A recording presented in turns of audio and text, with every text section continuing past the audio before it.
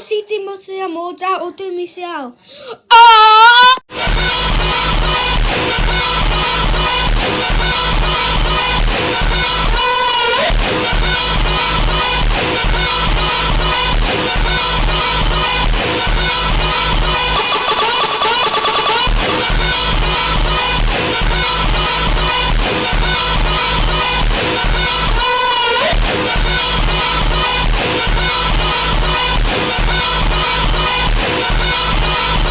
Muchas gracias, afición. Esto es para vosotros.